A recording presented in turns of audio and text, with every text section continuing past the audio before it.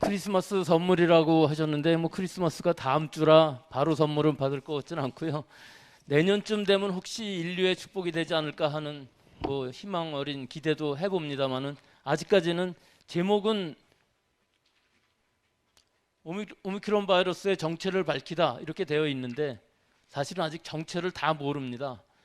전파력은 굉장히 강하고 또 우리가 지금 맞고 있는 백신의 면역 유도를 회피할 수 있는 능력은 분명히 갖추고 있는 것으로 보이지만 사실 제일 중요한 얼마나 위중증이 되느냐 하는 부분에 대해서는 알려진 바가 그다지 많지 않은데 여러 가지 유전자의 구조들을 보면은 델타보다는 적어도 약하다 하는 것은 분명해 보입니다. 하지만 그것이 얼마나 약할지는 아직까지도 확실하지 않은 부분이 있어서 좀 더 지켜봐야 하는 것이 뭐 제일 처음에 전 세계적으로 알려진 게 뭐 11월 24일 정도에 WHO에 보고를 했고 26일에 이것이 굉장히 우려되는 바이러스다 해갖고서 VOC라고 우려 바이러스로 지정이 됐습니다. 우선 이 오미크론이라는 것을 얘기하기 전에 왜 이 바이러스라는 것이 사람들한테 감염이 되느냐 이게 뭐냐 하는 것인데요. 사실 바이러스는 살아있지는 않습니다. 하지만 숙주세포 안에 들어왔을 때는 증식이 가능하죠. 그러면서 질병을 일으킵니다. 그런데 이게 세균하고는 또 다른 점이 있어요. 세균은 DNA를 유전자 정보로 가지고 있으면서 RNA도 만들고 단백질도 만들고 에너지도 만들고 다 할 수가 있는 반면에 바이러스는 전혀 그런 걸 가지고 있지 않습니다. 다만 유전자를 DNA 또는 RNA 한 가지만 갖고 있습니다. 그런데 RNA는 유전자 정보를 저장하기에는 별로 적당치 않은 그런 물질인데 또 불구하고 RNA 바이러스가 상당히 위험성을 가지고 있는 것이 사실이죠.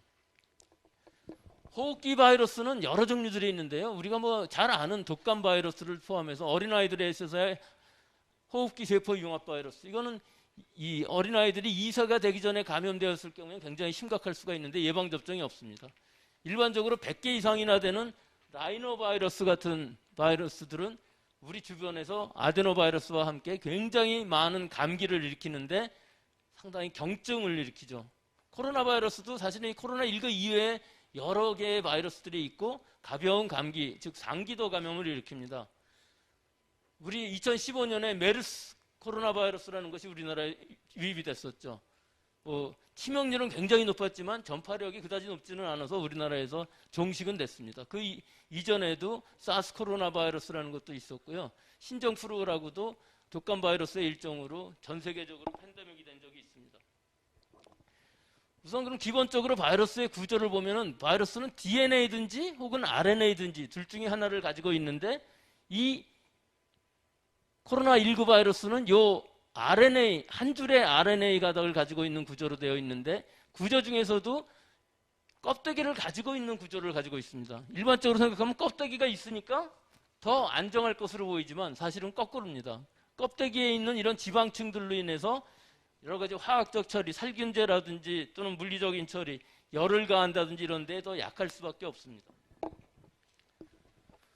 그래서 지금 DNA가 뭐냐, RNA가 뭐냐를 일단 뭐 다 아시는 분들도 있겠습니다만은 일단은 DNA라는 거는 우리 사람들의 혹은 식물, 동물, 세균까지도 DNA를 유전자 정보를 가지고 있으면서 이것을 통해서 RNA를 만들고 그 RNA로부터 단백질을 만들어서 세포가 증식을 할 수 있게끔 하는 구조를 하고 있는데 비해서 이 RNA 바이러스라는 것은 RNA를 가지고서 RNA를 만듭니다. 그래서 결국은 자기랑 똑같은 RNA를 많이 증식을 시키는 일을 하는데 이때 이 효소를 사람은 가지고 있지 않고요. 이 바이러스는 RNA를 설계도로 해갖고 RNA를 만드는 그런 특이한 효소를 가지고 있습니다. 그렇기 때문에 만약에 이 효소만 제대로 이니비션을 저해를 시킬 수 있으면은 증식을 억제할 수는 있겠는데 실제로 이 효소를 억제하는 것은 상당히 어렵고요. 여러 가지 약제들이 머크의 약제가 그런 것인데요. 요 재료를 이렇게 RNA를 만드는 재료를 틀린 것을 비슷하지만 다른 것을 집어넣음으로 해갖고서 틀리게 만드는 거죠. 틀리게 만들게 되면은 증식을 하지 못합니다. 그렇기 때문에 이런 부분에 있어서 중요한 우리가 타겟이 될 수 있다, 목표가 될 수 있다는 것이죠. 이 코로나 바이러스라는 건 아까 말씀드린 것처럼 이런 형태로 되어 있습니다. 여기에 껍데기에 돌기 단백질이라는 것이 있는데 이 돌기 단백질을 이용해서 우리 숙주세포 안으로 침입을 하게 되죠. 그럴 때 이 유전자의 구조는 이런 RNA를 유전자의 구조로 가지고 있습니다. 좀 어려운 말씀을 좀 드려야 되는데 이 바이러스가, 코로나 바이러스가 우리 사람의 숙주세포 안으로 들어올 때 어떤 경로를 통해서 들어오느냐, 이거는 이제 각각의 여러 가지 연구들을 통해서 우리가 확실하게 밝혀진 내용을 말씀드리는 겁니다. 우리 호흡기 세포 안에는 ACE2라는 이런 숙주세포 특유의 단백질을 발현하고 있는 세포들이 있는데 이 ACE2라는 것하고 돌기 단백질에 있는 S프로테인, S프로테인은 서피스 프로테인, 표면 단백질인데요. 이 돌기 단백질하고 결합을 함으로 해서 숙주세포 안으로 들어갑니다. 그렇기 때문에 호흡기 세포가 아닌 다른 세포들의 이 ACE2라는 것이 없다면 감염이 불가능한 것이죠. 이 ACE2를 통해서 세포 안으로 들어간 다음에 이 껍데기를 벗어버리고 RNA가 증식을 하면서 이 RNA를 다시 패키징이라고 그래서 껍데기를 만들어서 세포 밖으로 나가는 이런 상황을 만드는 것인데 이것이 굉장히 중요한 생활환, 라이프 사이클이라고 하는데 이것이 왜 중요하냐면은 우리가 이 부분들에 있어서 숙주세포와 상관없이 이 바이러스가 중요한 어떤 생활 영역, 증식하는 데 필요한 부분, 그런 부분들을 억제할 수 있다고 그러면은 약으로서 개발할 수가 있는 거죠. 그러니까 예를 들어서 이 숙주세포랑 처음에 결합을 하는 것을 막아준다면은 약이 될 수가 있습니다. 우리가 항체라는 개념은 이 결합하는 것을 우리 몸에서 유도한 항체가 이렇게 못 들어가게 하는 것이 항체, 중화항체의 역할이라고 할 수 있는 것이고요. 이 이후에 RNA를 만들거나 혹은 요 만든 단백질을 이렇게 잘게 잘라주거나 하는 것들을 여러 단백질 분해 효소들이 하고 있는데 그런 것들을 저해함으로 해서 이 바이러스만 증식하지 못하게 하는 것인데 기본적으로 세균하고 바이러스하고 다른 점은 세균이라는 건 우리 사람의 몸하고는 상당히 많이 다른 점이 있어서 항생제가 잘 듣습니다. 그 세균을 증식을 못하게 하고 죽이면 됩니다. 바이러스인 경우에 있어서는 이 세포 안에 들어가 있는 이 바이러스는 우리 세포를 죽여야만 되는데 바이러스에 감염된 세포만을 죽이는 것은 약제로서는 불가능합니다. 그렇게 해서 죽이는 건 누가 하는 일이냐 하면 우리 몸에 있는 면역세포들, 특히 T세포라고 하는 것이 이것을 감염된 세포만을 죽일 수 있습니다. 이 T세포라는 것은 실제로 우리가 백신을 접종받았을 때 처음에는 항체가 생기지만 시간이 지나면은 T세포가 만들어져서 그 T세포가 이렇게 감염된 세포 전체를 다 죽여버림으로 해서 바이러스의 생산 공장을 없애버리는 역할을 하는 거죠.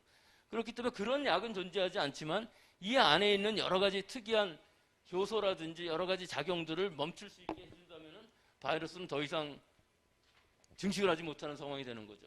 근데 코로나19 바이러스라는 것은 아까 그림에서 말씀드린 것을 좀 확대한 것인데요.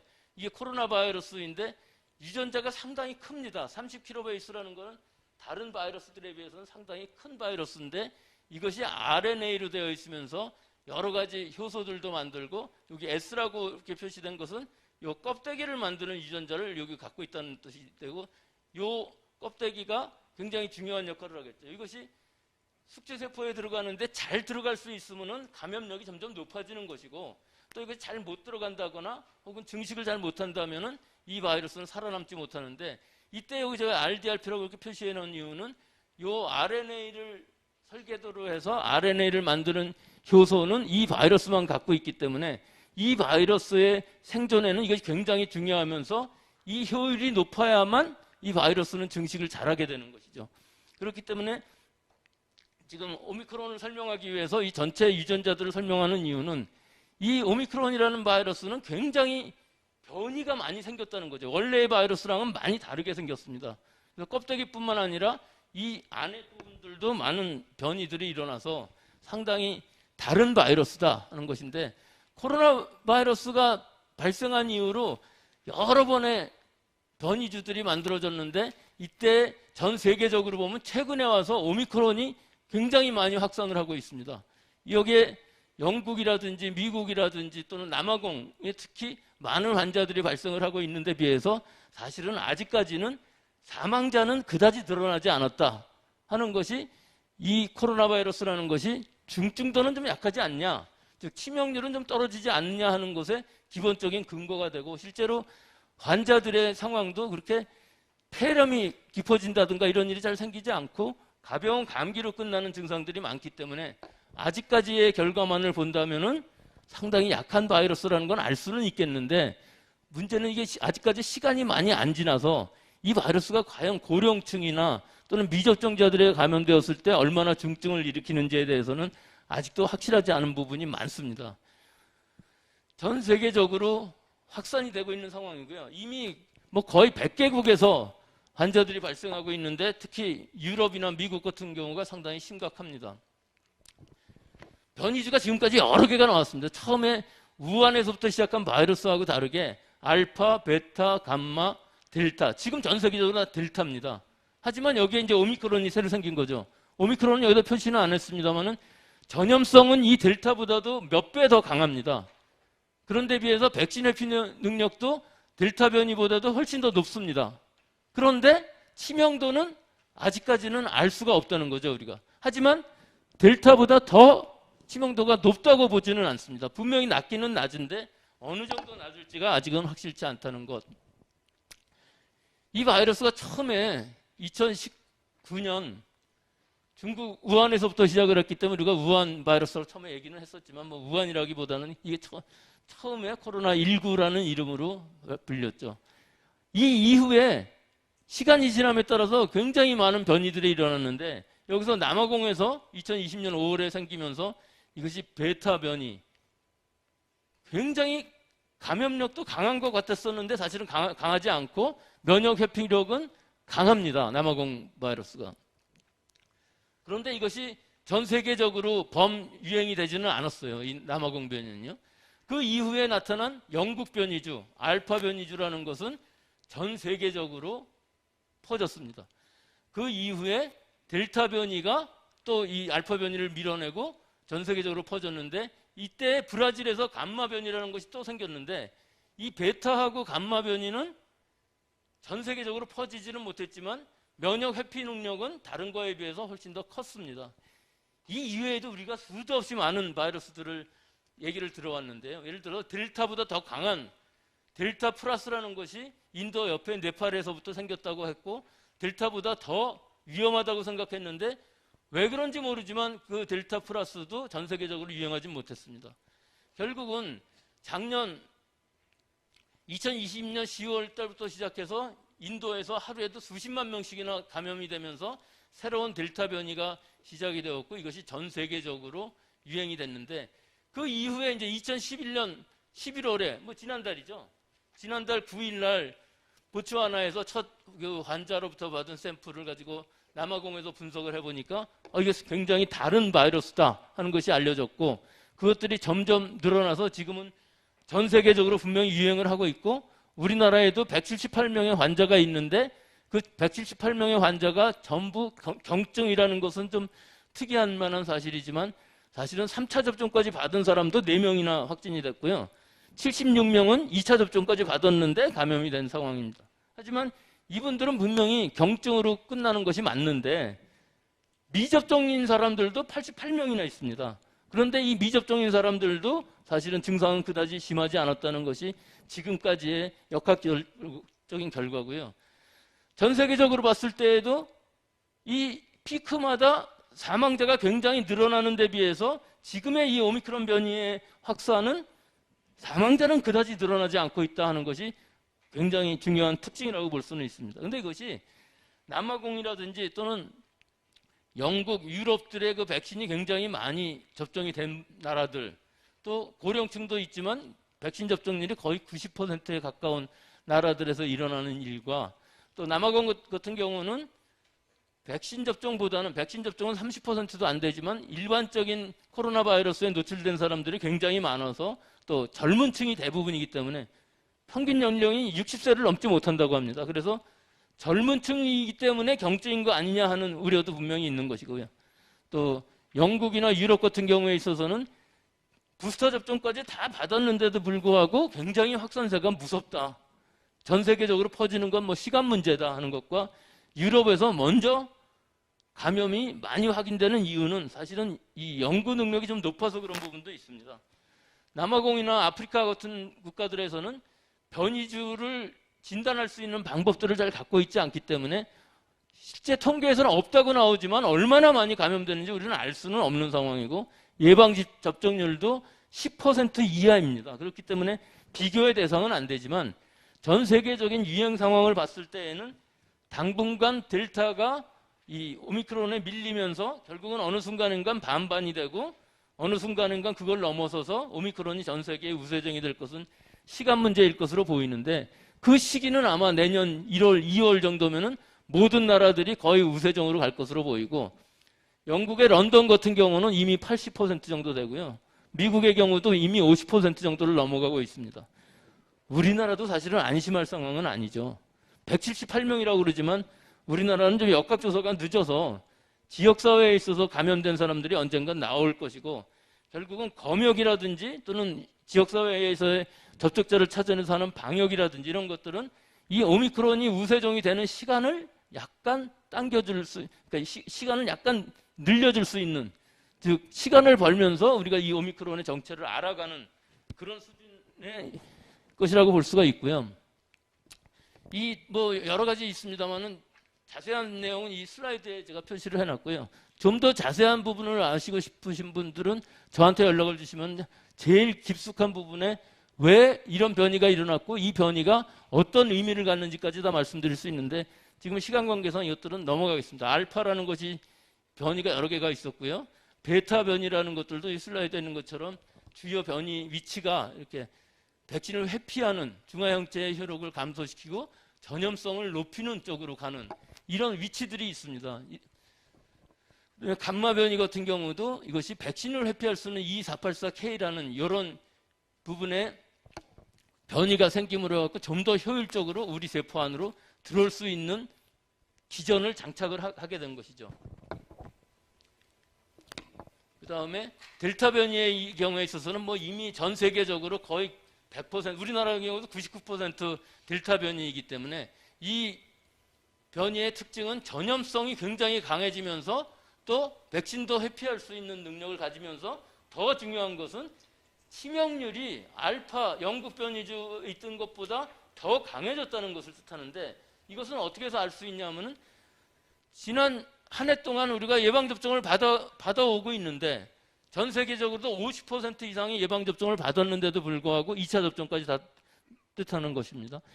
그런데도 불구하고 이 바이러스의 치명률이 떨어지고 있지 않다는 것은 원래 전의 바이러스보다 이 델타 바이러스는 바이러스 자체는 훨씬 더 강한 놈이다 하는 것을 알 수가 있는데 사실은 오미크론은 좀 더 백신을 회피할 수 있는 가능성이 있는 반면에 실제로 치명률에 있어서는 아직까지 좀 불확실한 부분이 많다 하는 것이죠.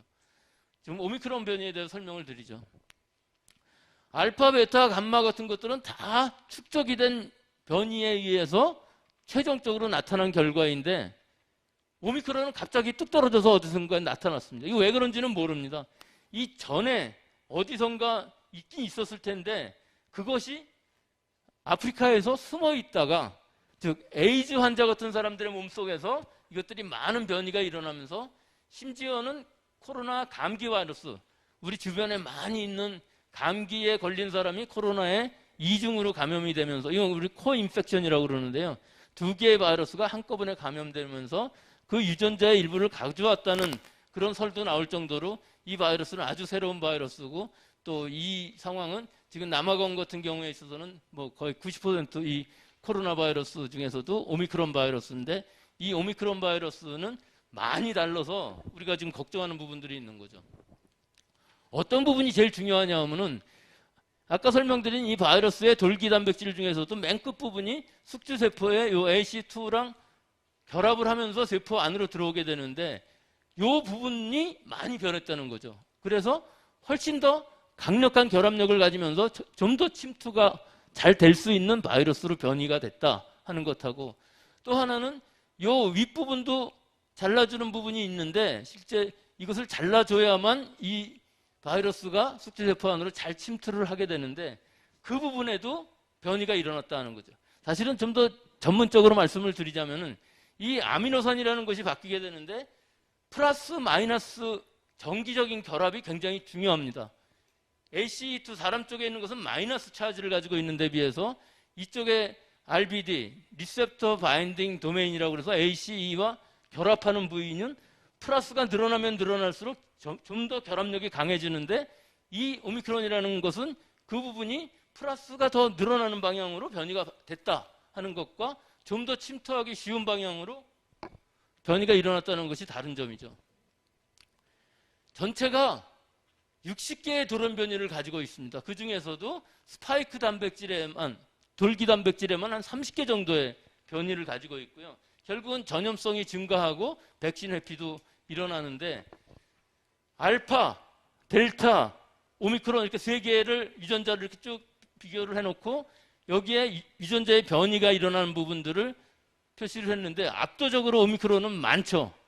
많은 유전자 돌연 변이가 일어나면서 좀 더 유능한 놈으로 바뀌었다. 즉 유능한 놈이라는 의미는 자연의 선택에 의해서 이 바이러스는 감염력이 강하면서 좀 더 치명률이 낮은 쪽으로 가면은 좀 더 살아남기가 쉬운 상황이 됩니다. 이런 쪽으로 바뀌었는데 이것은 사실은 일반적인 호흡기 바이러스들이 진화하는 과정은 이런 방향으로 가야 되는 것인데 이런 방향으로 가지 않는 것이 지금 델타 바이러스의 특징은 그렇게 가지 않았다는 것이죠. 그래서 오미크론이라는 것은 그렇게 여러 군데에 변이가 생기면서 백신도 회피할 수 있고 전염성도 강화된 반면에 사실 치명률에 대해서는 우리가 많이 알 수가 없는 것이 치명률이라는 것은 아직까지는 알 수가 없다. 하지만 알파 델타들에 비해서 훨씬 더 초기에 전파력은 강하다. 엄청나게 빠른 속도로 직선으로 아주 수직으로 위로 올라가는 감염력을 가지고 있다는 것이고 남아공 아프리카뿐만 아니라 지금은 유럽에 있어서 네덜란드는 거의 봉쇄 수준으로 갔고요. 노르웨이라든지 덴마크라든지 영국이라든지 이런 나라들이 전부 아주 우려할 만한 수준의 전파력을 지금 나타나고 있다 하는 것이죠. 제가 전파력이 강하면서 치명률이 약하면은 좀 안심할 수 있는 바이러스라고 말씀드렸는데 이 부분에 있어서 하나의 맹점이 있습니다. 전파력이 굉장히 강하면서 많은 사람들이 한꺼번에 아프다면은 아무리 증상이 약하다 할지라도 고령층이나 기저질환을 갖고 계신 분들은 입원을 할 수밖에 없는 상황이 되기 때문에 의료체제가 망가지고 의료체제에서 입원을 할 수 없는 상황이 된다면은 사람들의 중증화도가 더 높아져서 사망자들도 위중증화율, 사망률도 높아질 수밖에 없습니다. 즉 치명률이라는 의미는 바이러스의 강약도 중요하지만 우리의 의료 대응 체제가 얼마나 되느냐가 훨씬 더 중요할 수 있습니다. 또 사람들의 면역 획득한 정도, 또 사회적 거리두기를 얼마나 할 수 있느냐, 마스크를 쓰고 다니느냐 안 쓰고 다니느냐에 따라서 많이 달라지는 것이기 때문에 전 세계적으로 봤을 때는 위기 상황이라고 할 수는 있는 것이죠.